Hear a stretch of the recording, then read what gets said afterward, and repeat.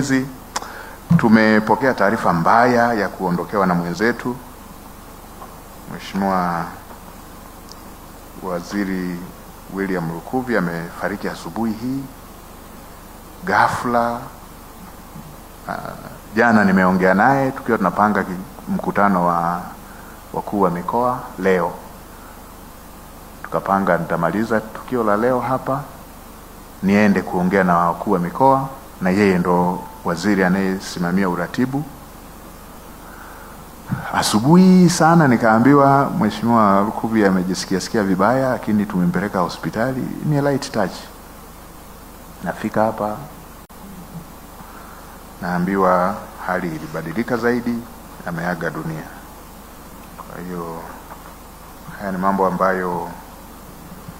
mambo ya uzima, mambo ya kuishi, ni mambo ambayo yako nje ya mipaka ya binadamu, yako nje ya uwezo wetu. Imetokea, ni waombe tusimame kwa ukimya kwa dakika moja tumkumbuke.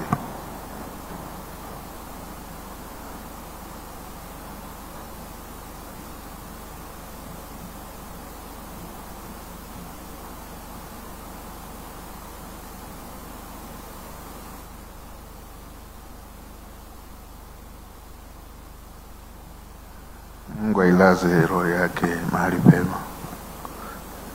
Tukae. Kwa hiyo poleni,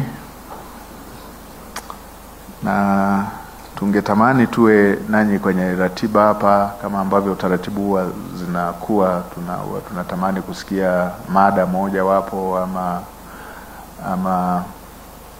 ama summary ya mada moja wapo, lakini tutaomba mridhie tusifanye hiyo, mturuhusu tutoke ili tuende kushughulikia jambo la mwenzetu.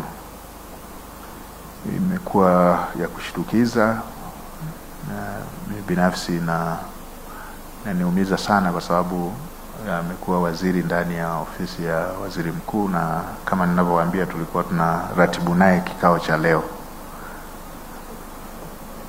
like that. Kwa hiyo poleni. Nimalizie tu kwa kutamka kwamba mkutano wa 110 wa watayarishaji wa vipindi vya elimu kwa umma unaofanyika jijini Arusha sasa umefunguliwa rasmi. Asanteni kwa kunisikiliza.